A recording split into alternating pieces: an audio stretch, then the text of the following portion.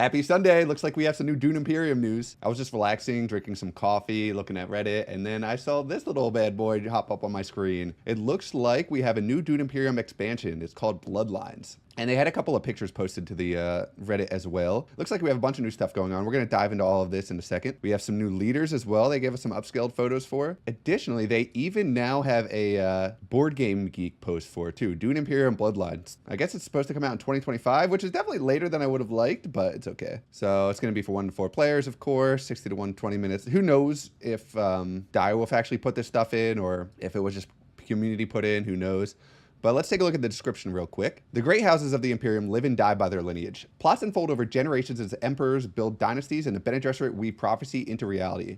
As alliances rise and fall, leaders face a single question. How far will you go to secure your bloodline? Bloodlines expands both Dune Imperium and Uprising with powerful new tools to achieve victory. Recruit Sardar commanders to bolster your fighting force, unlock the potential of all new tech tiles, new leaders, contracts, and cards open even more strategic possibilities than ever before. War sweeps across the universe and only the strongest bloodlines will survive. Okay, this is obviously super exciting. It seems like the focus of this expansion is going to be on building out the combat side with the base abilities, at least as far as I can tell. Okay, so let's focus first on this initial picture that was posted on the Reddit. It looks like we have a new box here, Dune Imperium Bloodlines. If anyone's not familiar with it, this glowing ball right here is the Emperor's flagship. This is kind of what it looked like entering orbit, and this is a picture of it hovering over this fortress on Arrakis. So it seems like the focus of the game is going to be more on the Emperor kind of Sardar side of things. Additionally, if you look at this box, look how nice and sealed up this box is. This looks like a production quality level box just on display right now. And it's displayed out, so obviously there was some kind of conference or something going on where they're showing off these features.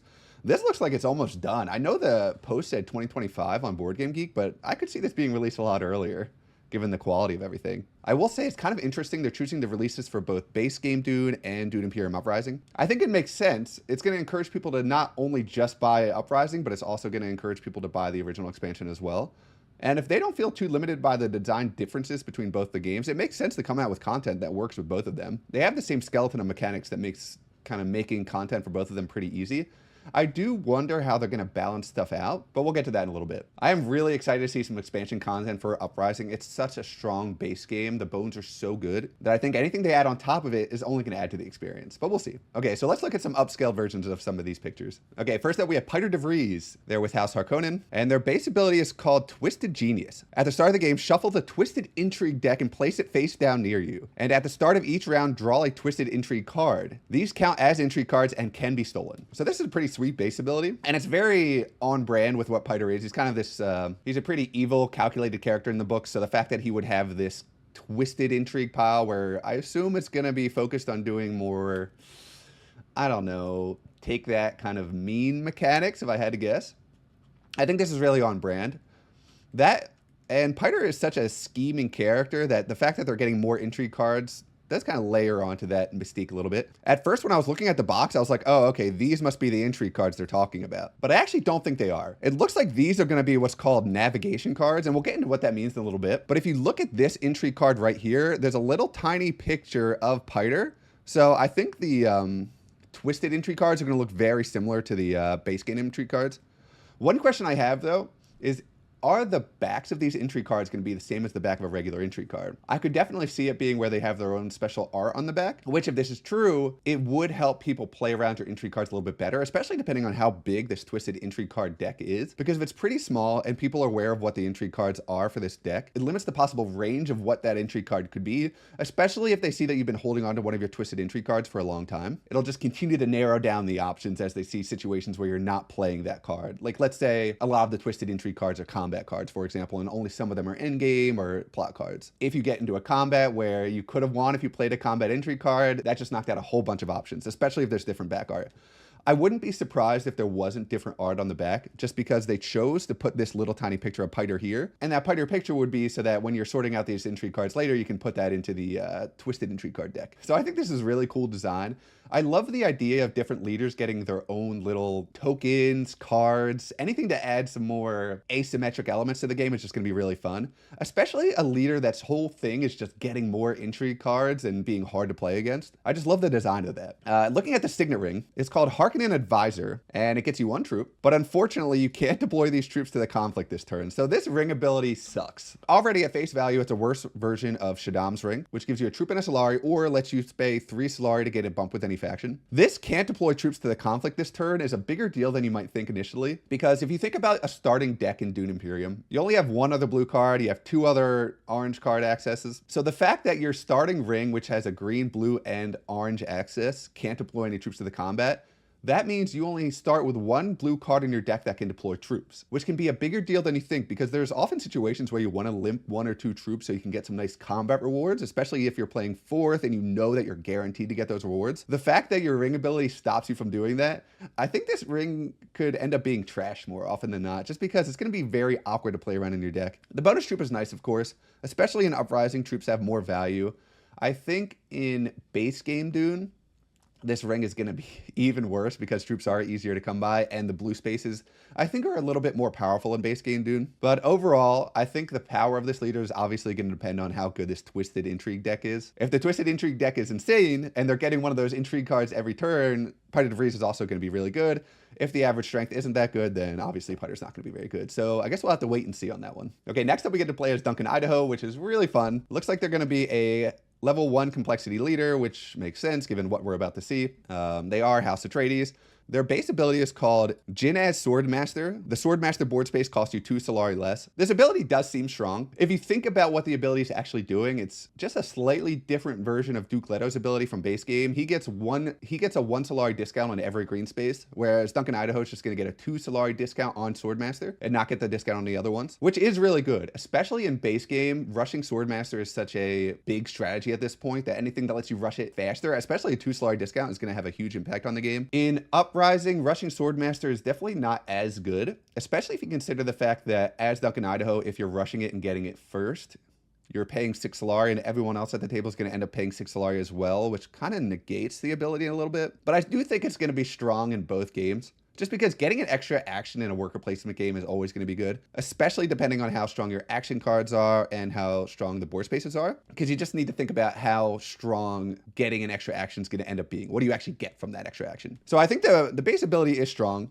Is it going to be game breaking? I don't think so. I think it's going to be really strong in base game, like I said. And then the Signate Ring ability is called Into the Fray. You may take the agent you sent this turn and deploy it to the conflict as a 2 strength unit that can't be retreated. If you have your Swordmaster, it has 3 strength instead. And there's a little asterisk there that says the bonus token in a single player game. I don't know what that means.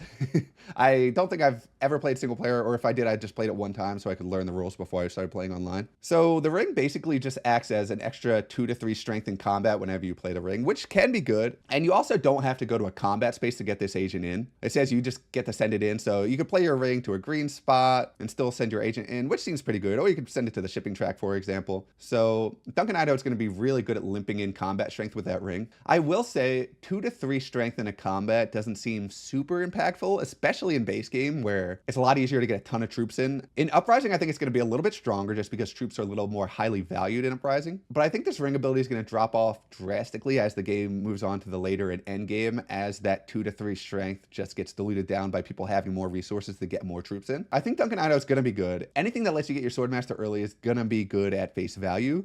I just don't know if he's going to be game-breaking, especially in Uprising. But I do love the ability to limp in a troop, especially because you are not limping in a troop where it's costing you a troop from garrison. This is just a free troop that you can use every single time you have your ring. So in that way, you are generating a lot of value with Duncan Idaho, especially if you can generate these third place rewards over and over again with this. I think, like I said, this is going to be stronger in Uprising. Will probably be a little bit weaker in 3-player games where you're losing that third place award. Usually, people are fighting for that second place award a little bit more, so they're not going to let you get the value from this agent, but we'll see. I think Duncan Idaho is good, not great. And originally, when I was looking at the Reddit post, I was a little disappointed because the other leaders were super blurry in that photo. But I ended up finding some more upscaled versions of those leaders so we can actually see what they look like. And next up, we have Chani. And I really love the art for Chani here. This is from the final battle in the second Dune movie. It looks like she's going to be a 2 complexity leader. Okay, so first of all, obviously, we're seeing this track. This is going to interact with the base ability called Tactician. Whenever you retreat or lose any number of troops from the conflict, advance your tactics token that many spaces, earning rewards as you reach them. And once you get to the end, you can reset the token back to either the 4-player spot in a 4-player game or the 6-player spot in a 6-player game. When I first read this, I didn't pick up on the fact that you also get to advance it for losing any number of troops in the combat. I thought it was just from retreating, which would have been a lot worse because retreating can only be done with the ring. But the fact that you can do this with lost troops as well means that even if you end up losing, so let's see, how many spots is it? 1, 2, 3, 4, 5, 6, 7, 8. So you need to lose 8 troops or retreat 8 troops to get a spice in the water, which I think is pretty good passive value. You actually don't have to play around this that much, which is actually pretty good passive value if you keep getting troops in. I think China's going to be a really big combat leader just because you're going to want to be getting troops into the combat so you can reap these passive rewards throughout the game. Is 1 spice the biggest deal? Probably not. I think it is better in Uprising, especially with the Bene Gesserit spot that lets you gain a spy and draw a card for 1 spice. That's going to be a really nice cutoff there. In base game Dune, usually you want 2 spice to have any kind of big impact. Of course, Rise of Ix, the 1 spice can get you tech tiles and stuff like that, but I think the water is going to be the real hero here. A little bit bigger deal in Uprising because you can use that water to get you sandworms and stuff like that. I think it will still be good in base game, Rise of Ix, MO, stuff like that, but maybe a little bit stronger there. And then I think the ring ability here is crazy. I think this ring is so good. Okay, so first of all, kind of harking back to Chani's card in the base game Dune, in that it lets you retreat any number of your troops. I think this is a cool little throwback to that ability. And I think this ring ability is going to be so annoying to play against. So there's a concept in Dune Imperium where you want to make your opponents overcommit to combats. You want to make them use up their garrison, spend more troops than they have to, just by having a threat of a large number of troops. So let's say you're playing against someone that really wants to win a combat, but you're sitting there with 5 spice ready to hit Highliner. And let's also say that you get to go behind them. So now, instead of just committing enough troops they think that could be play to a 1 or 2 troop combat space, they have to commit enough troops to also beat your Highliner, which is already so annoying and might discourage them from going into the combat in the first place. But with this ring ability, not only can you just threaten to have a lot of troops in, you can have a ton of troops in over and over again, play your ring, retreat them all, make someone commit a huge number, and now you're sitting with a full garrison ready to take on the next combat. I think the threat of this ring alone is going to drive people crazy, just because they're not going to know how many troops they have to put in to beat you. And I imagine there's going to be a lot of scenarios where Chani can get cheaper combat victories throughout the early and mid game, which can give them more resources and set them up for a strong late game. Especially in Uprising, sitting there with a huge garrison ready as soon as you hit the tier 3 combats is such a good feeling. Because now every time you're hitting a combat space, you can throw in 2 troops, and you just become so hard to beat. Also, Uprising is definitely more geared towards winning these big tier 3 combats to get 3, 4, 5 victory points to end the game. That I think it's going to be a bigger deal there. But of course, winning a tier 3 combat in base game Dune is also a big deal because you get 2 victory points.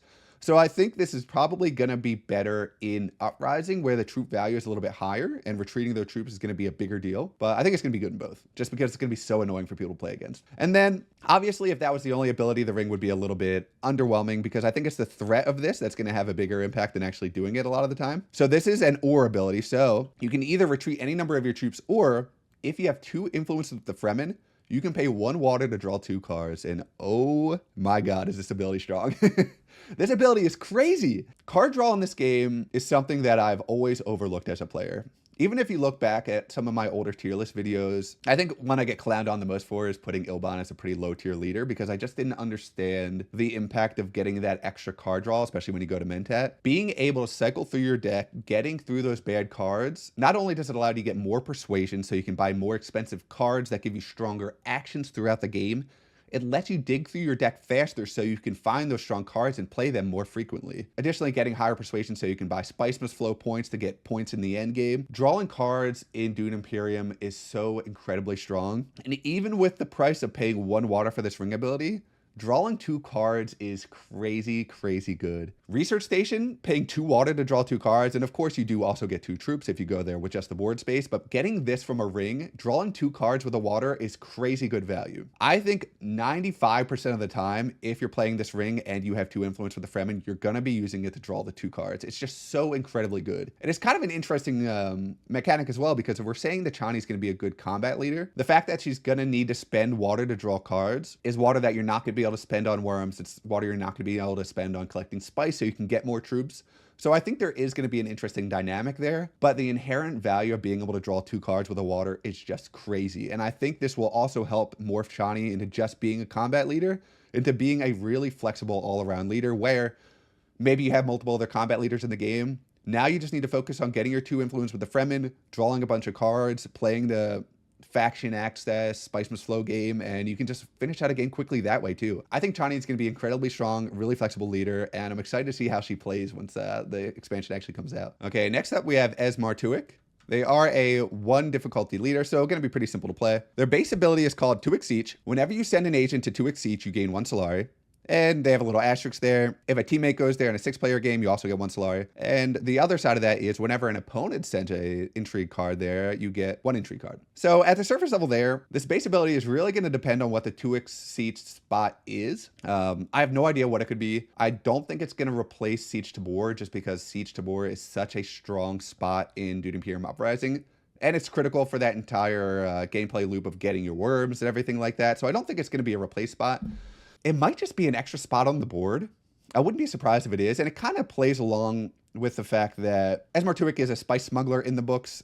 So it would make sense that they would have their own secret spot. Maybe it's just gonna be a little tile that you put on the board in addition to all the other spots. I don't think this would replace any of the spots on the board, especially because if you consider what the blue spots are, and I am just assuming this is a blue spot, given that the seat spot in the past has been a blue spot. I don't think you can replace the other blue spots without having a really big impact on the game. But I guess it could replace Arakeen. I don't know. Maybe it does replace Arakeen, but Arakeen's already such a good spot. I don't think you would want to add more value on such a good spot already, but who knows? 2x each is going to be really good if other opponents are incentivized to go there, because getting passive intrigue cards in this game is going to be really strong. It gives you a lot more options, and it makes it harder for people to play against you in combat if you have at least 1, because most of the time they have to assume that's a combat intrigue card, so they'll throw in an extra troop or 2 to have that wiggle room in case you do have an intrigue card. So I think getting passive intrigue cards are good. The passive Solari is also fine.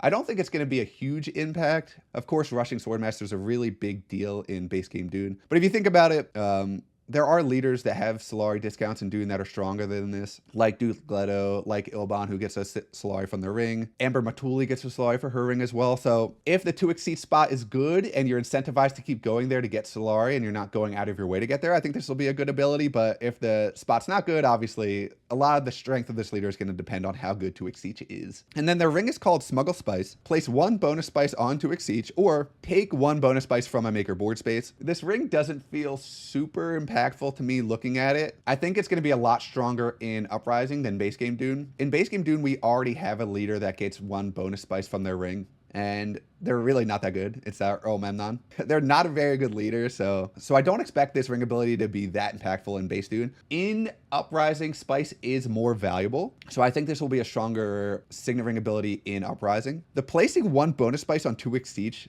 it doesn't feel that good. I guess if you want to incentivize your opponents to get there, it could make sense, because then you get an intrigue card out of it.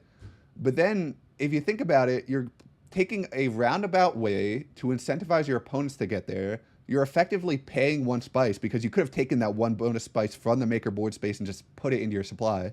So you're effectively paying 1 spice, hoping your opponents go to 2x each just so you can get that intrigue card. Seems really bad. I can't imagine people are going to be doing the bonus spice on 2x each very often. What I imagine is people are mostly going to play this ring and take 1 bonus spice from a maker board space. I think this could be a lot more impactful. Not only does it get you a spice, it also could potentially deny someone else a spice as well if they're the person that ends up hitting that spice collection spot. So it can definitely impact other people. I don't think Esmar is going to be very good overall. These abilities seem pretty, I don't know, kind of mid. Like I said, it'll depend on how strong 2x Siege is as a spot. If it's a really good spot and people are going there often and giving you intrigue cards, I think Esmar 2 is going to be a solid leader. If it's not a good spot and you're kind of forced to go there so you can generate a little bit of Solari from it, I don't know. But we'll see. I'm not super impressed with Esmar Tuik.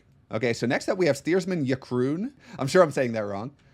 They are a 3 complexity leader, so I think this is the first 3 complexity leader we've seen. So first of all, we have a red ability, and this is usually going to be a drawback, and they usually put these in because these are stronger abilities, so I'm excited to tell you guys about these other abilities. But first of all, it's called Strange Form. You start the game with no water and without a Signet Ring in your deck. So obviously, I think the starting with no water is going to be a bigger deal than starting without the Signet Ring. Water, especially in Uprising, is such a critical resource, and starting without one is pretty impactful. It makes it a little bit harder to collect spice. It makes lines where you do a double collect water into getting the deep desert spice. Those kind of things. It just takes away your flexibility, which can feel bad in this game. Additionally, starting without a Signet Ring, at first I was like, that seems pretty bad. But if you look at their where their ring ability normally would be. They wouldn't have a ring ability.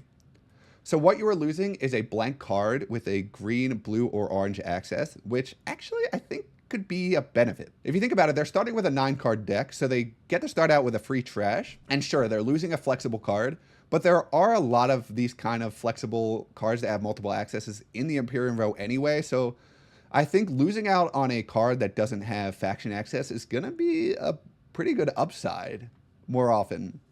So I think you're going to be pretty happy to lose the Signate Ring. And then if you're able to somehow buy a really expensive card from the Imperium row, that's one less card you have to trash. You can dig back into that card faster. I talked about how good it is to get through your deck quickly so you can see these strong cards over and over again. I think starting out with a free trash is actually pretty good. I don't even know if I'd consider this a red ability. So I think obviously starting with no water is bad, but starting without a ring I think could be pretty good. Their base ability is called Hungry for Spice. Whenever you gain 3 spice or more in a single turn, you get to draw a card. So this is kind of like Ariana Thorvald's base ability, where whenever she collects spice, she gains 1 spice less and gets to draw a card, but it doesn't have the downside of gaining 1 less spice. And most of the time, it's pretty easy to hit the 3 spice thing if you're going to the Imperial Basin, for example. I think you're going to get this ability off, not a ton, but more often than you think. And I already talked about how good card draw is in this game, so getting free passive card draw from the base ability, I think is going to be solid. Realistically, you're probably only going to get this 1 to 2 times during a game, maybe more in Rise of Ix and Immo, because usually people are going to want to go to the shipping spots more often, which allows more spice to collect on the base spot. So you might be able to get this off more in Rise of Ix and Immo, but I think it's a solid base ability. I don't think it's crazy, obviously. And then where the ring normally would be is called Plot Course. At the start of the game, shuffle the navigation cards and draw a hand of 5. Choose 4 to place face down above in order and return all others to the box. Whenever you reach 2 influence with a faction, play the next navigation card above, starting from the left. So this is a pretty cool design, I will say. It gives you something interesting to think about when you first start at the game, and I wonder how strong these cards are going to be, if it's going to be an obvious like, oh yeah, you always put them in this order, or is this something you're going to have to really think about and kind of formulate a plan based on the other leaders at the table. I could actually imagine this being a pretty thinky leader at the start of the game, based on what's on the row, what you think you can get, stuff like that. So I actually really love the design of this. I think it's going to be a really interesting thing to think about whenever you start a game. Okay, I don't think they're going to be insane. I could be wrong with that. We'll have to see what the other navigation cards are. Losing the water for this seems like such a big drawback, though. I don't know how good they're going to be, but I guess we'll see. Okay, so now lastly, we get to look at a little informational booklet here, which is pretty fun. We already read this. This is the stuff on Board Game Geek already. And it kind of just talks about how we get to recruit Sardar commanders to bolster our fighting forces. So I think the overall theme of this, and if you look down here too, I think these are going to end up being the Sardar commanders, these cool little minis here. As far as I can see, we're not getting a new board where these figures could go, where they need to be on their like own track or something like that. So I think these commanders are going to be units that you can deploy to combat, and maybe you can get these commanders, and then you can unlock Sardar commander skills that let them do cool things when you do deploy them to the combat. I think this is just going to be a more interesting version of the Dreadnought from Rise of Ix. The Dreadnoughts were kind of a troop that you could send in over and over again that wouldn't be destroyed at the end of the battle, and it was worth 3 strength. They weren't super popular. I think the opportunity cost of paying 3 Solar for one was just a bit too high for them to see any kind of competitive play. So I think the commanders are a new way of doing that to add some asymmetry to the dynamic as well, because these commanders are going to have unique skills. Something I am curious about is, are these commanders going to be something that everyone gets one of them at the start and you can draft the commander skills, or are these skills going to be something you're picking up through the game with intrigue cards or regular cards or something like that? Time will tell. I could definitely see it being something where you're getting these at the beginning of the game and it's just going to impact the rest of the game, just add a little bit more asymmetry in addition to the leaders. But I'm down for either way. It seems like a really cool mechanic. I think if I had to choose an area of the game that could use a little bit more building out, the combats are a big choice for that. So I think this will be fun.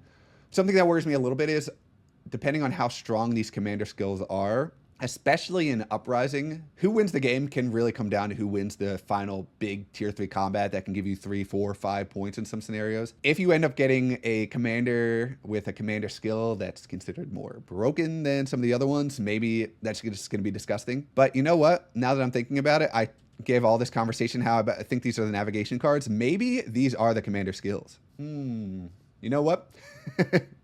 Everything I said about these being the navigation skills, I think these are actually going to end up being the, this makes way more sense. Okay. So we're going to go back now. Now that I've kind of put 1 and 1 together here, you're seeing me do some thinking live. These are certainly going to be the commander skills. This makes way more sense. It makes sense because they're giving you swords, which is something you're going to want in combat. I think it's cool as well that they are going to have some that aren't necessarily just giving you more strength. They're going to give you commander skills that are going to be better for getting persuasion so you can buy things. I think this is way cooler now. And I also think it's similar to the Rise of Ix text where it's letting you build out your own private tableau. And how many of these skills did it say you get? There's a total of 14 commander skills. So we are seeing 1, 2, 3, 4, 5 of the commander skills right now, which means there's a lot left too. This makes sense. I think a lot of them are going to be combat oriented, just giving you swords. And it seems like there's going to be a lot of factors that decide if you get these swords or not, which is kind of cool as well. This one's obviously have probably 2 influence with the Emperor to get 2 swords base, which is really strong. Okay, I think this is going to be interesting. I wonder how you're going to get these. I'd have to imagine it's some kind of draft you do at the start, but like I said, who knows? Okay, so coming back to this pamphlet now. We've talked about the Sardar commanders. We've talked about their commander skills. This Ixian embassy board is just going to be more for Rise of Ix. It's going to interact with the tech tiles in some ways. Maybe they had to balance something out. That I'm not entirely sure of. We are going to get new Rise of Ix tech tiles, which is really fun. We haven't gotten any new ones at all, right? We pretty much just got the ones with Rise of Ix. I think we got some boards that allow, we got some new tech tiles that allows Rise of Ix to interact with Uprising. Not a lot of people played with that. I think Uprising was considered to be very good standalone without adding in any of the base game Dune expansions to it. So I actually didn't even play Uprising with any of the Rise of Ix things. I think it's cool that we're going to see new tech tiles that are just for Rise of Ix. I think that'll add some cool dynamics to a game that hasn't really been explored in a while because of the new expansions coming out. And it looks like there are going to be 18 tech tiles, which is a crazy number of tech tiles. It's very exciting. It's kind of hard to make out what exactly these are. Looking at them, it looks like we're going to have a 4-cost one that gives you 2 troops, and on your agent turn, you can turn any spot into a combat spot, which could be interesting. It seems a little expensive for what you're getting for that one, but I guess we'll see. This 2-cost one is a little bit too blurry to make out. It kind of looks like it says reveal turn. You may choose. You get 3 swords, but you have to drop an influence or lose your something. And yeah, I can't make out the or. Getting 3 swords for dropping a faction influence seems really expensive. I could imagine there are definitely going to be scenarios where that is good, where you need to go over the edge a little bit, but man, that is a hefty cost. I do wonder what this other or is. And then this one at the top, something receivers. I think it lets you use your Signate Ring ability when you buy it. And maybe it's your Signate Ring also has these icons during your turn, which is crazy. It just gives you another faction access with your Signate Ring.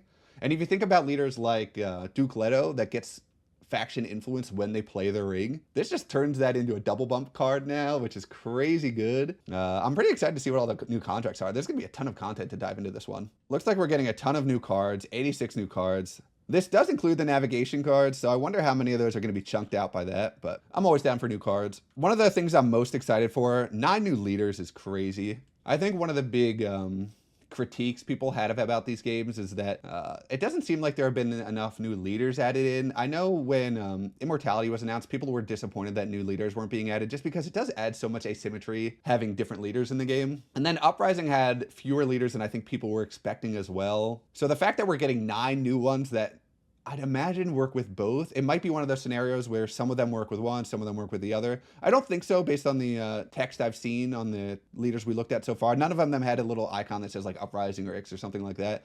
So both games are getting 9 new leaders, which is just insane. I think this is not only going to be sick for Uprising, which has really good bones, like I said, which could really benefit from having some new content for it at this point. I'd imagine it's going to incorporate well into base game Doom with Rise of Ix, with Immortality. It's just going to bring a lot of attention back to those games as well. You're going to get a ton of new stuff to do. The Immortality expansion added just crazy combos, and we're just going to pile on 70 to 80 new cards and new leaders from this one. I'm excited. Everything I looked at here seems very interesting to me. I love that they're building out the combat aspect of this game, and I think it's just going to be great. If any new significant updates comes out, I'll of course make a video. Let me know what your thoughts are in the comments. If any new leaks come out that I didn't happen to catch, please let us know. And thank you so much for watching. I hope you have a wonderful day.